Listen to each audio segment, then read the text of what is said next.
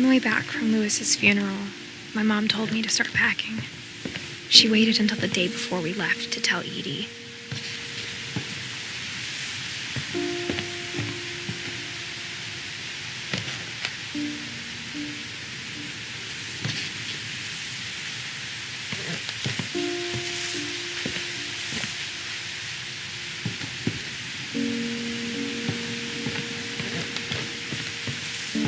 I'm not sure if she wanted to make it easier or harder.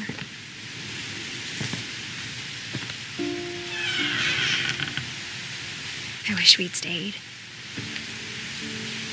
But I understand why we left.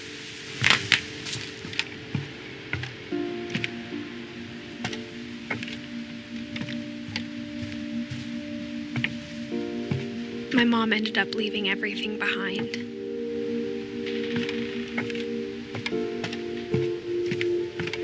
What happened that night had been coming for a long time.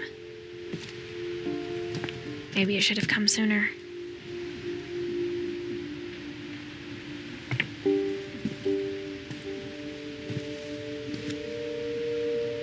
But it had to end one way or another. All that's left now is to tell you about that last night.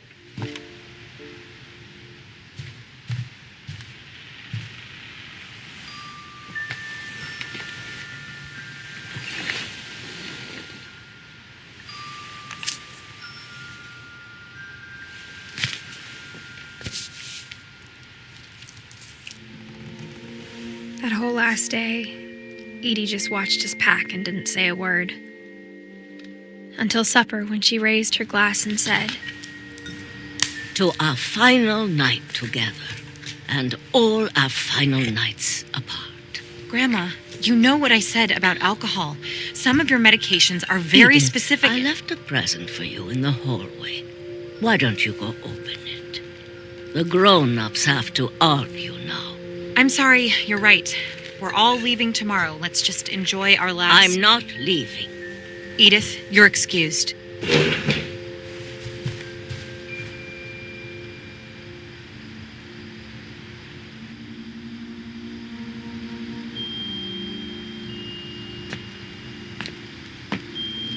The power had been shut off that morning, but Edie always had plenty of candles.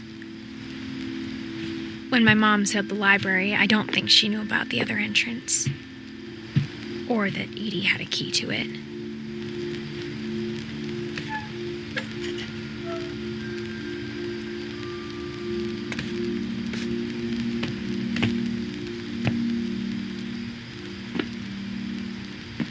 That thing you're afraid of isn't going to end when you leave the house. Edith has a right to know these stories. My children are dead because of your stories.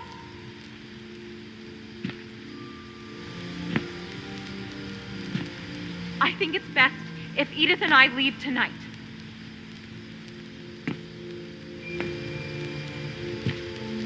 We'll have the nursing home send a van for you in the morning, okay?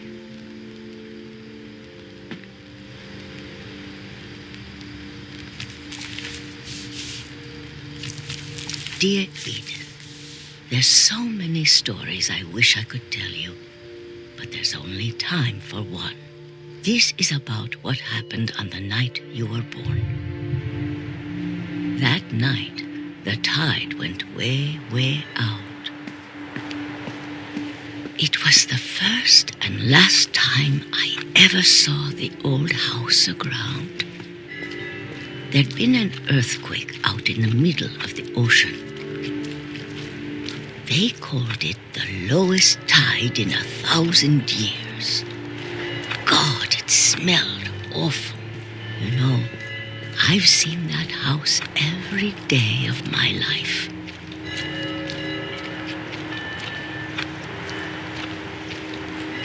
But I never thought I'd go back to it. When the fog rolled in, I lost my way.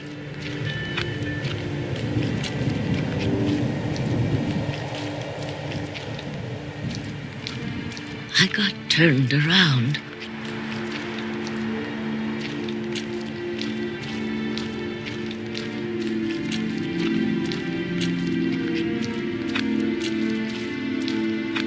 For a while, I wondered.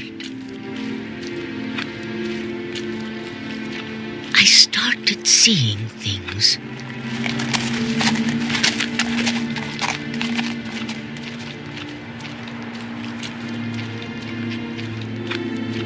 Things I'd forgotten had ever existed.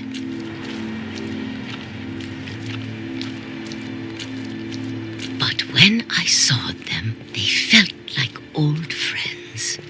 That night, a lot of things came back to me.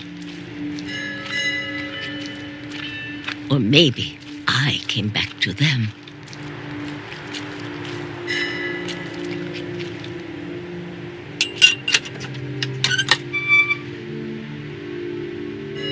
Things I can't explain, but that I need you to try and... Edith, what are you doing in here?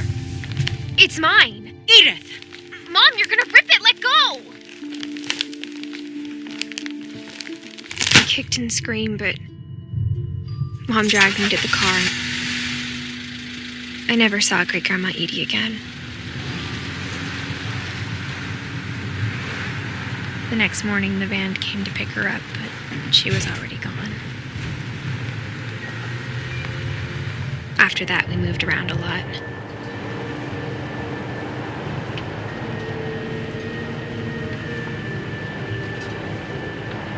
We both tried to make the best of it.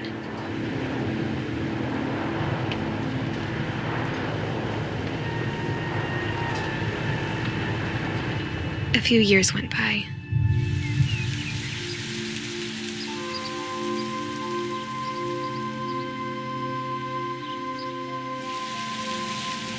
My mom didn't like to talk about it, but she started getting sick a lot. The rest happened pretty quickly.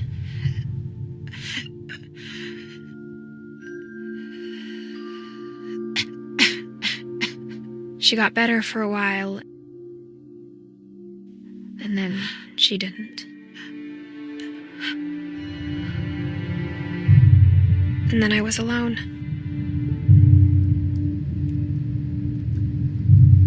The last Finch left alive.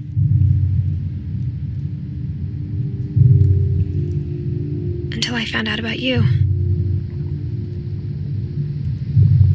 I'm still not sure what to tell you about all this. If we lived forever, maybe we'd have time to understand things. But as it is, I think the best we can do is try to open our eyes and appreciate how strange and brief all of this is.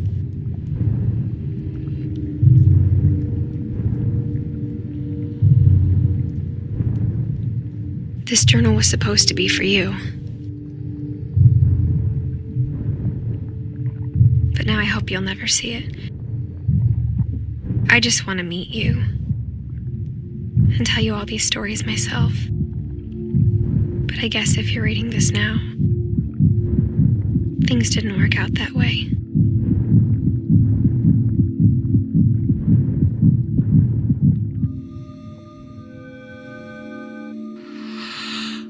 This is where your story begins. I'm sorry I won't be there to see it.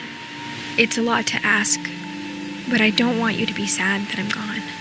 I want you to be amazed that any of us ever had a chance to be here at all. Good luck.